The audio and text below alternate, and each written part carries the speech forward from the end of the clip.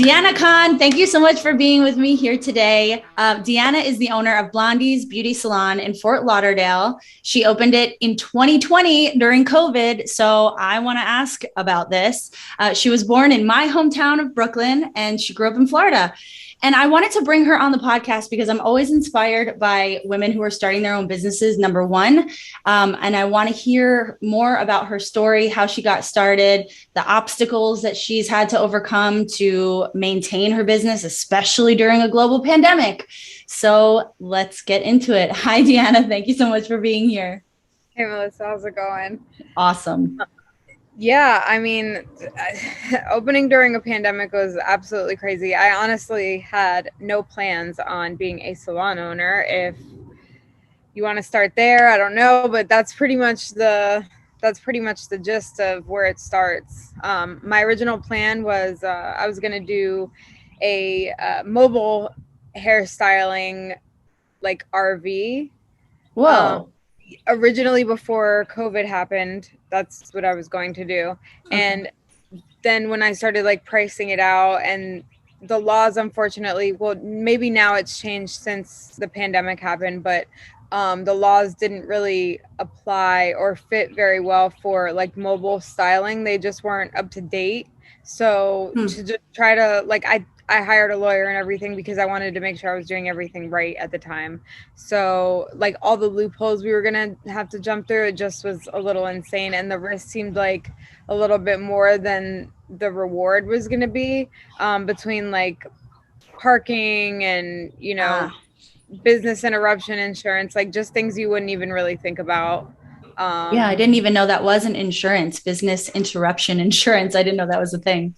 yeah, I actually didn't know it was, but especially like trying to get information for that business. And then during COVID, actually a lot of people who had business interruption insurance tried to cash in because some people were out of work, and it didn't cover.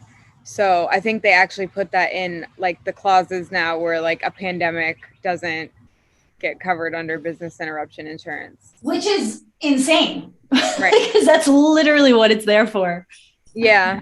Yeah, that's what you would think, but nope. It's Wow. like, I guess in the situation of like a mobile styling salon, it would be like if, there was a mechanical issue with the car or something like that. Gotcha. Right. Gotcha. So like, you were talking about how there were so many things that just seemed like the risks were greater than the reward. So you mentioned the parking. You have to get a permit for a mobile anything, right? So multiple obstacles for someone like me. Like I showed you my apartment complex a little bit. So I don't live in a house. So for me to even have a place to store a Yeah. mobile styling business, I would have to probably rent a space. And then you have to think about like, I don't know how anybody else would feel, but I would be hella paranoid, like leaving my business in another place that wasn't close, like super close to my like home, that I could go check on it all the time.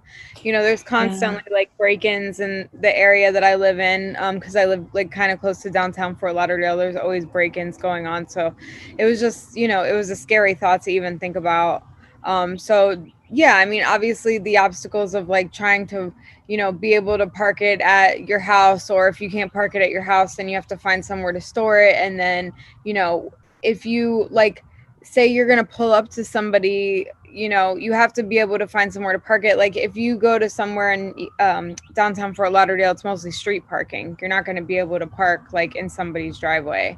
Right. So it was just like a lot of different things to think about. When after I like gathered all the information, I was just like, and added everything up. Like if you think about how much it is, so a lot of people buy a mobile Sprinter, like a Mercedes Sprinter, and they convert it.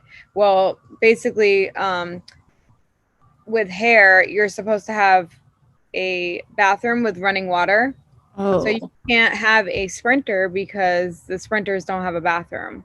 okay. Although a lot of people do, I've seen there are some mobile stylists in Florida that do operate in a Sprinter. I'm not sure if they're operating like illegally. I don't want to say illegally because I don't know like 100% what the rules are at this point. Maybe since COVID it's changed. Um, but maybe they're just operating differently now. Maybe it's a different rule now. So But that was such a good idea. It's such a shame that there were so many things that just ended up making it not really a great business, but that's such a good idea. And I love that you were thinking outside of the box in terms of the traditional salon. How can I make this more unique? How can I make it more convenient? How can Well, I serve my customer better?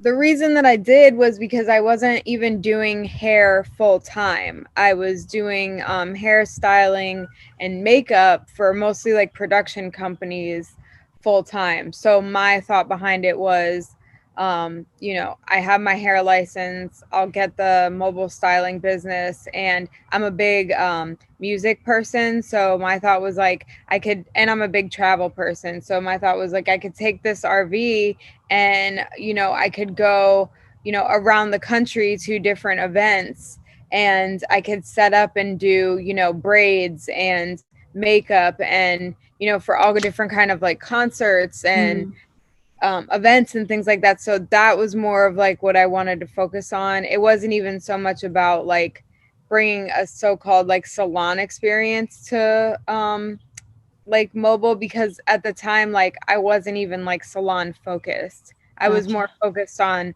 like the production side of it. So the other aspect would have been, if I built this and converted it, it could have also doubled as like a set RV. Like if a movie studio or a production company wanted to hire me to like bring it on set, and they could have people like change and get ready in it. So it was just like multiple ideas that I had, but like pricing it out and doing the business plan for it, it was just going to be so ridiculously expensive.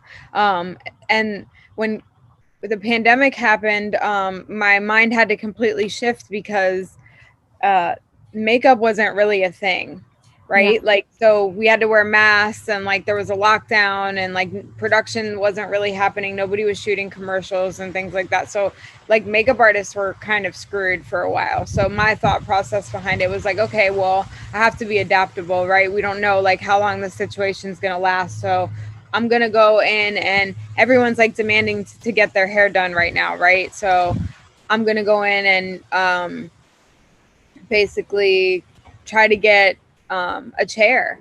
I was going to try to either get a salon suite or rent a chair in a salon, and kind of cash in on what was a problem right now. Like people were leaving their stylists because some stylists weren't going back to work because they weren't feeling safe. And, there was just a lot of change in the industry happening. So I was like, okay, how can I like kind of take advantage of what's happening? Because I'm not a traditional makeup artist and hairstylist. That a lot of them, they don't have a license. So they don't really have much of a choice.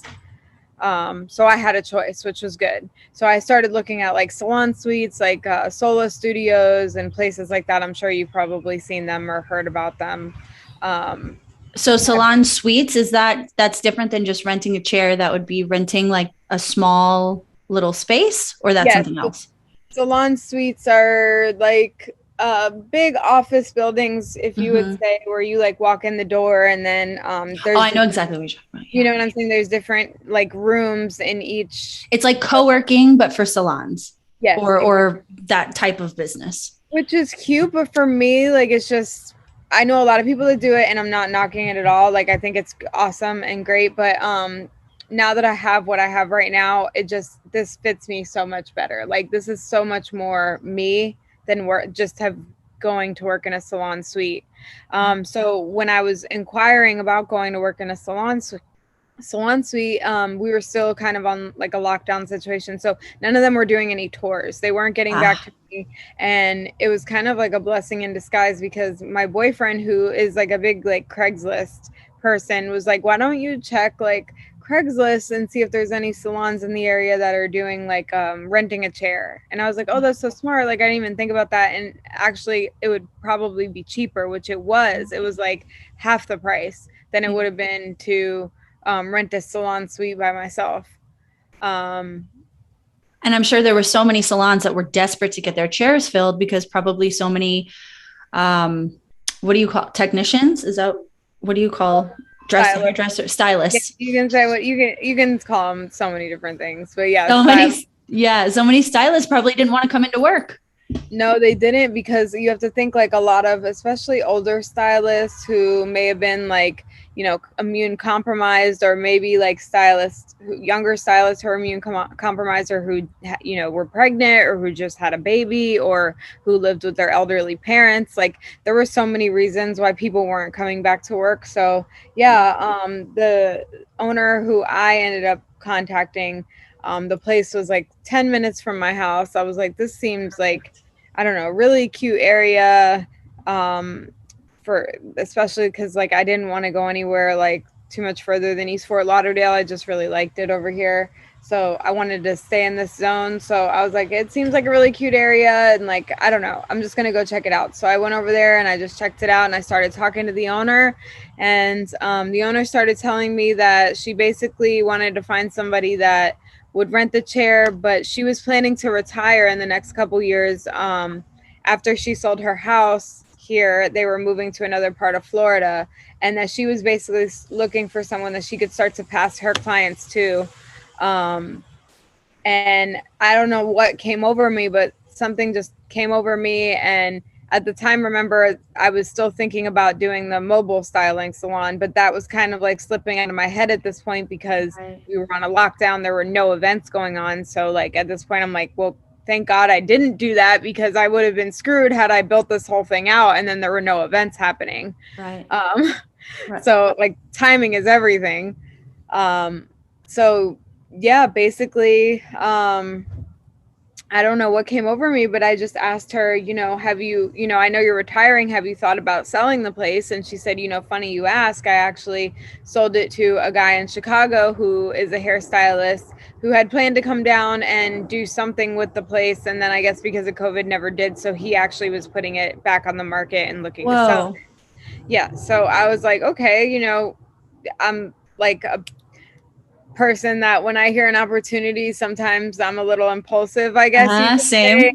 And like if I feel like I need to jump on it, sometimes I'll just, if it feels right in my heart, sometimes I just need to jump on it, or sometimes I'll take a step back, and like if I'm still thinking about it in like a week or so, then I'll jump on it. But no, but that's amazing. You trust your instincts. That's great. I really do. But I also try to like have that balance of trusting my instincts and not being like too impulsive. So basically just kind of made the decision at the time. Like, I feel like, okay, like let's start with the paperwork. I had my lawyer already that I was working with for the, RV business that I was thinking about doing. So basically I already had her, and we had already lined up.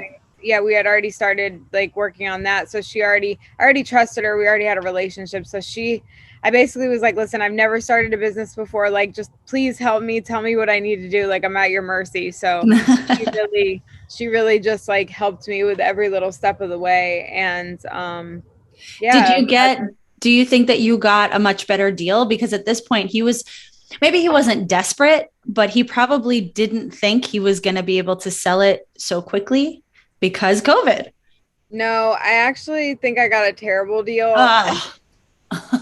And the reason, there's so many different reasons why, but I think my advice to my younger self would have been to slow down. And this is what I'm talking about being impulsive, because yes, I do think that it was, I had even talked to my lawyer seemed to think it was a good price.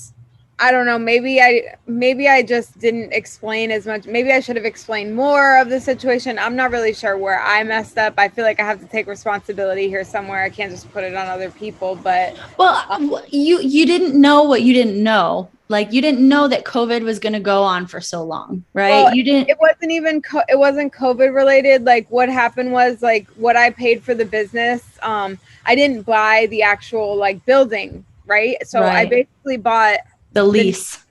I bought the lease. And I basically was paying for like her clientele, the branding, all that. Well, she didn't have any branding, which was fine. Like, I paid for the name and then I just rebranded it. So like I did, she had like 5 reviews on Google. So the reviews transferred over to me, which now we have like 140. So like, amazing. Yeah. Like, which is, fine. I appreciate the 5 reviews, but there were just, so many things like, technically, okay, I paid for the furniture in the business, and, I didn't have to go and like build out an entire like set of cabinets and things. Like, you know, there were things in there. However, like all the furniture was disgusting. It was all old. She had been there for 30 years. Like Oh my God. the place, basically, when she handed it over to me, was You had to redo it. absolutely disgusting. Ugh. Absolutely disgusting, to the point where like the money that I paid for it didn't even make sense, because we ended up like butting heads at the end of the day, because she just was trying to run the business like after she had already sold me the business. She had already sold the business to someone else and was still trying to run the business. So after he had sold me the business, she was still trying to run the business, and we were just butting heads. And then she basically told me like she didn't trust me to take her clients, which is just, it just got so petty, to the point where like she was supposed to come back and work with me. And I just told her like, I can't have her come back and work with me, because the place was so like basically disgusting that I didn't want her. I couldn't even understand how the health department, like, or the business, you know, the Whoever comes and does those business and inspections. regulation. Yeah, like everyone coming to do inspection. Like, I don't understand how she ever got passed. Huh. I don't understand, because everything was just disgusting. And so I was just like, you know, at that point I had decided to gut the whole place. I spent way less than I was going to on the RV, we'll say that, but I spent way more than I had planned to on the like renovation for the salon. Yeah. But you know, knocked it out in like a month and a half, 2 months, something like that. And we stayed open the whole time. I kept a stylist from the previous owner. She was like 70 years old, and she rolled it out with me, because I have a chair rental style. So she had Yeah. her clients still, and they still came even through all the construction and everything. So it was just me and her for a while, until I got Casey in October that year. So it took like 6 months, June to October, for me to get someone else. So it was difficult, not in the way that like I was getting clients. And mind you, like I'm technically a new hairstylist, like, because I wasn't doing hair full time. So like now I'm doing color and cuts full time. Like makeup wasn't even like a thing for me at that point. And I'm basically teaching myself so many things, because I'm working with myself, and I'm doing like continuing education. But there was just so many things going on at one time. Like I was, you know, I was CFO, I was CMO, I was COO. Like I was doing every part of the business that you could think of, plus like trying to build a clientele, plus, you know, Wow. trying to do it during a pandemic. It was a lot. Plus trying to do a build out. Like it was a lot. It was a Yeah. lot. I think I minimize it sometimes, because like I powered through, you know. That's interesting you say that, because I think that that happens a lot. I mean, that happened with me too. When I ended up closing and like selling my businesses. So I don't have a physical business at the moment. And after I did that, I tried to sit down and like think about all the things that I had to be doing over the last, I don't know, 8 to 10 years to start and run these businesses. And it was really hard to remember, because like you said, you're just powering through. You're not really like looking around. Your eyes are down. You're like just getting through it. You're not thinking about what you're doing. So that's interesting that you say that. Yeah. What? I said I got the Beyonce effect right now. Sorry. Um, no, yeah, absolutely. And then I don't know how deep that goes for you. I know for me, like, I don't want to get too deep, but I know that goes back to like my childhood and like how I grew up. And I just have a very like chameleon survivor like mentality, where it's like no matter what's going on around me, like I can always adapt. It's like, okay, there's a pandemic, I can't do makeup, but what can I do? Like there were so many different, and I think that didn't just happen to me. I think that happened to so many people, where people were like developing businesses were closing, but a lot were also opening. I think people got sick of working like a 9 to 5, and so many different things came out of the pandemic. It wasn't just you know, Blondies and what I was doing. But that's an amazing characteristic to have in your personality, the ability to adapt. I think a lot of women do have that, but I think there's a lot of people out there that end up being a victim. You know, they just say, "Oh, I can't do it right now because of this, because of because of COVID, because of blah, blah, blah." You know, and so the fact that you had this plan, you did all the research, and then you decided, you know what, this is not going to work. So you say that you're impulsive. And maybe you are, but in that moment, you weren't impulsive. You know, you could have been like, I did all this work, all this research. I've got the lawyer, I've got everything set up. I should just power through and like get this mobile, what did you call it? Because I don't want to say salon if it wasn't a salon. No, it was like a mobile styling salon. Okay. This mobile styling salon, like I might as well just do it because I already did all this work. Right. No, you were logical. You were like, no, this is not going to work. I'm not going to make money. I'm going to waste a lot of money. It's going to take too long. It's going to be a nightmare, you know, blah, blah, blah, all those reasons. So I think that that's something to take into consideration, that like when it comes down to it, you make good decisions. Well, I can't take full credit for that. I want to give a shout out to my therapist, you know, because honestly, I've been going to her for over 2 years now, and she's been with me the whole way. Like, Send me your number.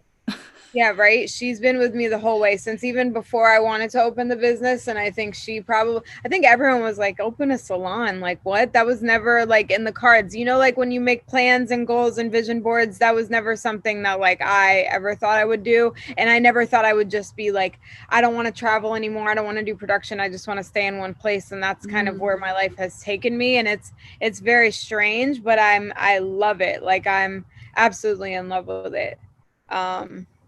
Yeah, sorry. I forgot what the question was. I don't think there was one. No.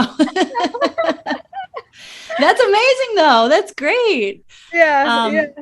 Yeah. So we were talking about how when you're kind of in the midst of something, you almost don't even realize the things that you're doing to get it done. You just suck it up and you just drive forward. You just keep getting it done, right? One email at a time, one phone call, one contractor meeting at a time.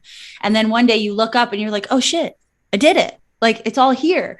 But then you try.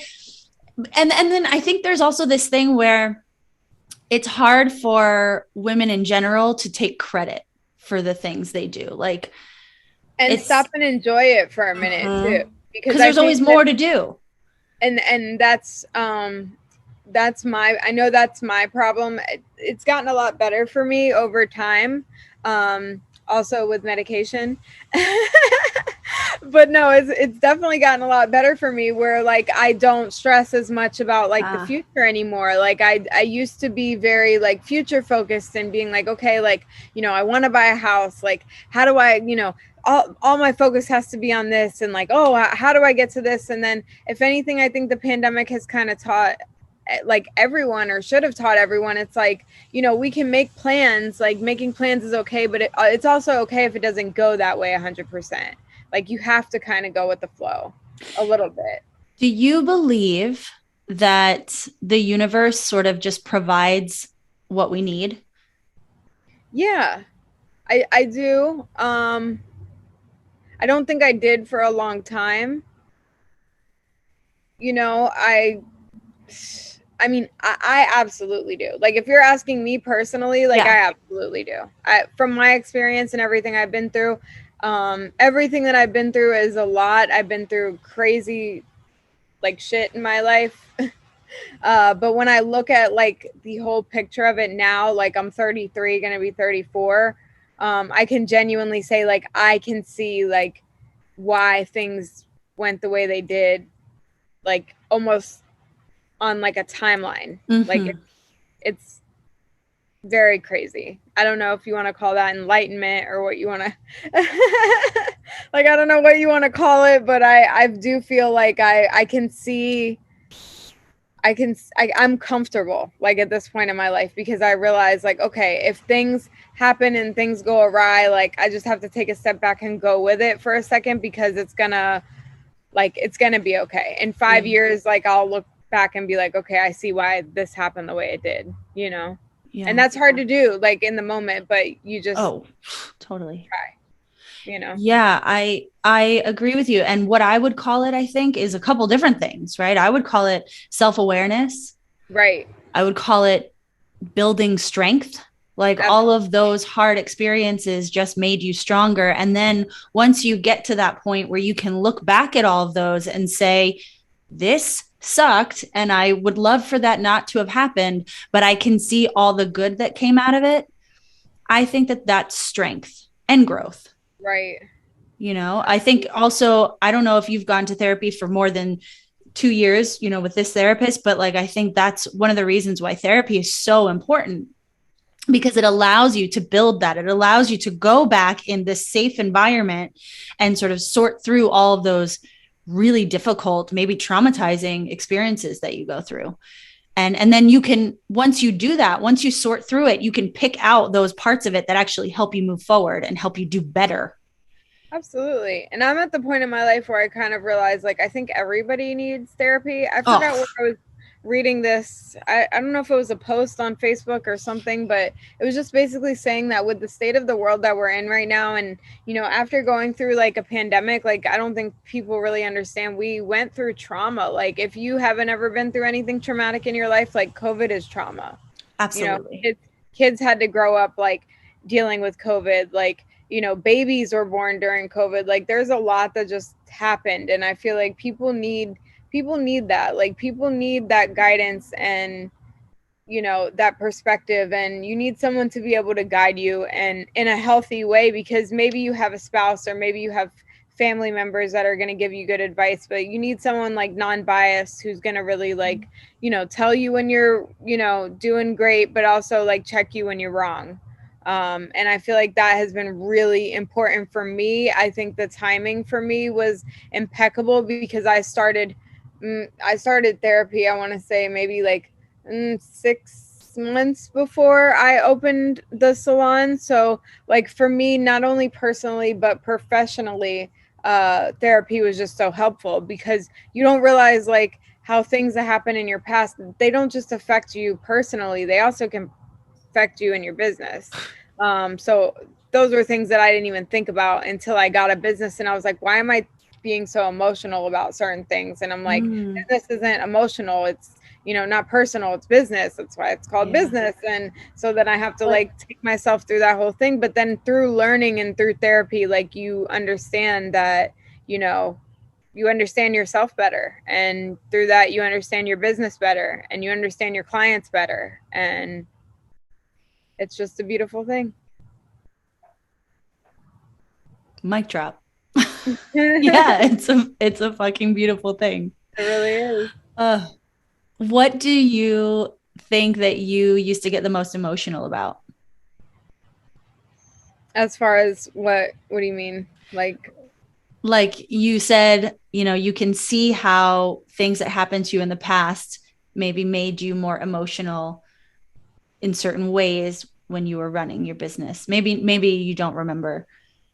like, okay, so what was the question again? You said Like what are how did you find yourself being overly emotional in business, or maybe oh, even still today, like maybe you catch yourself okay. getting really in your head or taking things personally? Like, is there a specific area in business that happens to you? Or Yes, absolutely. Okay, specifically with my salon is a chair rental style of salon, so you cannot really tell the stylist legally like what to do, okay, because they're running a business inside of your business. So you can't tell them like what time they need to come in. You can't tell them how they need to dress. You can't tell them. they just have to pay the rent. They just have to pay the rent, basically. There are things in the contract that like you can say, like, you can't talk about like politics or anything that's going to be like disrespectful, because obviously like we all have to work in the same space, and like our clients have to, there are certain like rules that you can provide it within the contract that like they have to abide, as far as like us working in the same shared Right, like the space culture together. of the space. Yeah. Yeah, but like when I first started the business, there was a girl that the previous owner had hired to work there, and I was already kind of annoyed about that, because I was like, well, she hired you, like that doesn't mean that I'm going to keep you. But at the same time, like business wise, like it's not very smart to not have any chair renters. Like when you open the business, like you want to have chair renters. So I really just had my 70-year-old chair renter, and then I had this girl who I could tell instantly was a hot mess. Sorry to say it like that, but it's the truth. Like, I could tell instantly was a hot mess. So, my pick at this point was not, it was very slim, but then, to be fair, it's like, I don't really have a big following with hair. Nobody really like knows me very well in this specific industry, like in the production industry. Yeah, like I have a lot more, pull and a lot more connections and things like that. So I was completely starting from scratch. Right. And you didn't want anyone to sort of tarnish the name or the space. Right. So, yeah, I mean, it got kind of emotional at the beginning, especially because I was a new business owner when, the new stylist that the previous owner had hired, was taking on her clients because, like I think I said earlier, she didn't trust me to take her clients. So she was handing this girl her clients and she was coming in like 30 minutes late. And, my thought process is, these clients don't know her and these clients don't know me. And in my opinion, these clients have no problem like going to Google and writing a shit review because they don't know any of us and they've never been to the salon, or maybe they got recommended to come to the salon by somebody who got their hair cut by the previous owner, but they've never been there. Now they're waiting for 30 minutes. So like I would get super pissed off. Yep. Because, she would come in 30 minutes late and then I would get a phone call from the other stylist saying, hi, we have a client that's been sitting here for 30 minutes waiting for the stylist, which was just completely unacceptable. And, honestly, like business wise, like I'm sure there's like a loophole as far as like I can obviously like, I can get rid of her at any time, like for anything anyway. But, compromising the business in general is a good reason. But like another reason like that would be basically mainly emotional would be so for example, like I said, I kind of didn't want her there because like I didn't know her and like she was just already seemed like kind of a mess to me like when I saw and heard about her. So I asked if we could just like come in person and just meet and like get to know each other, see if like we're going to be a good fit to work Almost together. do like another interview. Right, exactly. And so she was kind of like flaky. Like she'd be like, oh, like, yeah, okay, I can meet Monday at 2. And then like Monday would come and she'd be like, oh, can we meet at 2:30? And then like 2:30 would come and I'd be there and she'd be like, oh, I'll be there in 15 minutes. And it's like, then I found out she lived right around the corner. So like all this stuff about her being late, like was really strange to me. And her behavior was so strange to me to the point where I actually thought she was doing drugs. Come to find out that she was pregnant and never told me, which she didn't have to tell me. Like, that's not a big deal, but maybe but if it was affecting her ability to do her job. That's what I was saying. Maybe you would want to say something like, because she would come into work like really irritated and like sweating and like she was leaving like crackers in the refrigerator. So like I genuinely thought she was like on drugs because I was like, I've seen wild behavior before and I know that this is similar to that type of behavior. So I didn't know what was going on, but yeah, basically ended up getting rid of her. But I found myself getting really emotional in that situation because, it was my business. Like to me, this is my new baby and I'm doing like a build out and I'm trying to find stylists and I'm trying to get clients myself. So many different things. And she's just causing these ridiculous problems that you don't need and that are unnecessary. This is her job. She signed up for this. Why are you making problems? Just do what you're supposed to do. But and I also so upset about it. And it's like, it's not a emotional problem. Like it's a business problem. And but I can kind of see that too, because I feel like when you walk into something and somebody's already there, there might be this false feeling of you don't have control over this person, right? Because like they're already there. Right. Like somebody else hired them and put them there. And it's almost like, because firing people is not pleasant, especially in a pandemic, especially if they're pregnant. Like that is not a pleasant thing to have to do. Luckily, she ended up getting rid of herself. Oh, okay. So, okay. And yeah, she ended up telling me she couldn't afford to pay for the chair, and she told me she was pregnant, and we parted ways. And I was like, phew. So yeah, because I kind of at the time needed the money, so I was just tolerating it like to a certain extent. But yeah, it was a stressful situation. So I think I did like let it get to me more emotionally because of like the high stress situation that it was, and I probably could have handled some certain things differently, but I learned later, I learned that early on to the point where like, I was like, okay, like I'm going to handle that differently from now on if that comes up. Like if there's an issue, I'm just going to handle it in like from a business perspective, and I'm not going to say like I feel or anything like that, like just give the facts. And it was almost good because it was a really quick class in who not to hire, right? Yeah. It like really showed you, it magnified all of these characteristics about a person that now you can probably identify immediately. You would think that, but I went through I think out of desperation, I probably like brought on a couple more that like I knew in my soul that I shouldn't have brought on. But I did. So are they, I guess you can't say if they're still there or not. No, they're not. They're not. Oh, okay. No, they're not. Okay. No, we have a very like peaceful environment now. That's great. How many stylists do you have now? I have 2 other stylists besides me that do hair, and then I have a nail tech. Cool. Yeah. Cool. And then, so I know that you travel and do makeup. Well, not really anymore. Oh, are you not working with Nikki anymore? No, I'm not. Oh, bummer. Yeah. It just that was a super far drive. It was a schlep. Yeah. Like it's like a 2-hour drive. Yeah, it was a lot for me, and I love her, and I loved all the like awesome people that I met through her.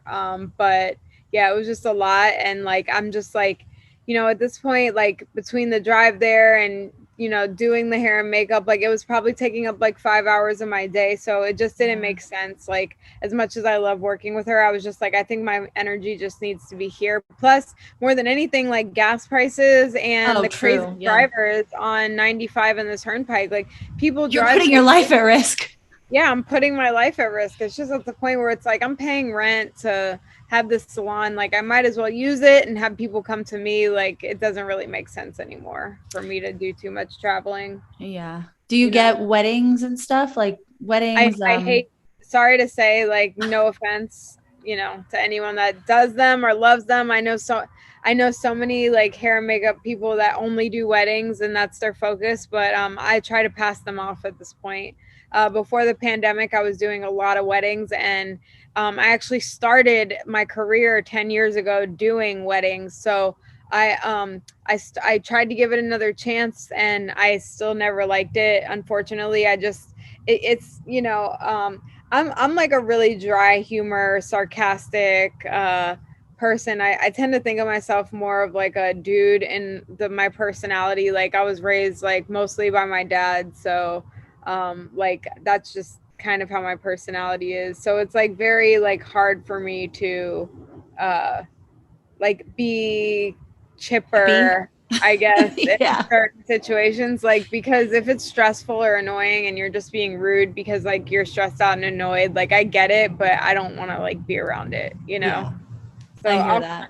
I'll like easily pass that off, Gotcha. Tell me about your brand, Blondie. My brand is my life, pretty much. My brand really came from like literally my whole life growing up. My mom was born in 1971, so she grew up on like a lot of like 80s goth rock, Duran Duran, The Cure, the Smiths, like basically all that awesome stuff. So because of that, I grew up on, Duran Duran, The Cure, The Smiths, and which was awesome. Like I loved it, and it's stuff that like I always will remember. And then when I got older, like obviously I developed my own tastes and my own opinions. But for some reason, like that style and that image always like stuck with me, and obviously I can grew up and that with me. Like I wear her rings and like I wear her jewelry, like that's awesome. So we still aesthetically had a lot in common. But yeah, so basically that's how the brand came about. Like when I bought the salon and I heard the name, like the name was originally Blondie's the place for hair and nails. Oh, sorry, I'm looking at my laptop because I think it actually might die soon. I think I actually might need to go in and charge it. Okay. But yeah, so that's like it was like nonstop, like at night when I was sleeping, I couldn't think. Like all I could think about was like the vision of like this retro wave salon, like this, vintagey, like, those old school, like when you go to the nail salons and you see like those old school nail salon signs, like, Yeah. neon lights, and like that was just all I could think about in my head. So that was what I wanted to build the brand around. And then, I was always a big fan of Patrick Nagel, and I don't know if you know the artist Patrick Nagel, but he did the album cover for Duran Duran. He did a couple other ones also, but the Duran Duran cover for Rio, and that Duran Duran was like my mom's favorite band, so it all kind of like circles back around. And so I based the entire brand around like, the band Blondies, and the music of the 80s and the style of the 80s and the colors and the vibe and the feel, and everything's just very bright and colorful. And no, like we're not musicians and we don't do music, but we make it feel very like comfortable and fun, and like we bring the old school like beauty salon vibe because we have like the nails, the hair, and the makeup. So it's like a one-stop shop, and it's just very chill. Like I worked at a salon before that was like super high pace, and it felt kind of like a factory. I don't feel like the clients felt like very valued, and they were paying like a lot of money. So I don't know. I just wanted something like completely different. And I feel like that's what we do for our clients. Yeah. And I love that you just based it off of all the things that you love. Right. Because I think that sometimes people try to create these brands that really have nothing to do with them. And then it becomes very hard to maintain it. So I think that that's really great that you did it about, all the things that you love. How do you think you have time for one more question with that battery? I think I'm on 3%, but shoot. Oh my God. Okay. So I just wanted to ask you if there's one piece of advice that you could give to other salon owners or aspiring salon owners, what would that piece of advice be? It would be to study what other salon owners are doing. So like I would recommend like at least going to work in one salon for a little bit, but don't let people put it into your head, the idea, especially like old school stylists, the idea that you need to be an assistant for years and you need to do things a certain way. I think that the industry has changed so much, and there's so many different routes that you can take as a stylist. Like I hopped out of school and basically bought a salon. So there's so many different ways that you can do things. You don't have to, do things a specific way. You don't have to shampoo hair for 2 years and then, sweep up hair and make $5 an hour. Like you don't have to do that. Don't let people tell you that you have to do that. Because I know a lot of people try to tell you that. And also if you're going to open a salon, be an honest salon owner, and don't open a salon like where you're going to have people making commission and you're not paying them like as a W-2, you're paying them as a 1099, and then you're trying to tell them when to come into work and what to wear and all these other things, because that's illegal. And I'm seeing a lot of that crap going on, and it really like honestly pisses me off to see stylists get taken advantage of. And I think as salon owners, like we have a responsibility to like take care of our stylists and make sure that they're making money and make sure, you're making money. And I think that like that's how everybody stays happy, and that's most important, like team and community, and your stylists will feel that and your clients will feel that.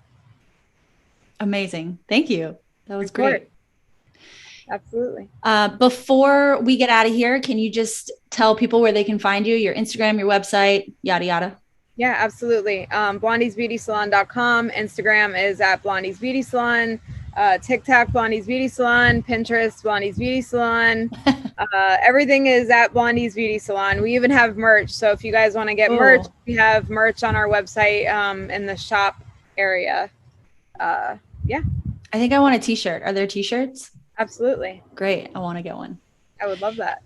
Thank you, Deanna, so much. This is such a great conversation. I can't wait to share it with everybody. Absolutely. Thanks for having me on. I'm really grateful to be here. I love podcasts and I love it. Me and too. You're awesome. Thank you. So are you. I hope we can hang out soon, honestly. I would love that. And I'll bring you a shirt. Yes. Okay. Great. Okay. Well, have a great rest of your day. Thank you again. Thank you so much. You too. Bye.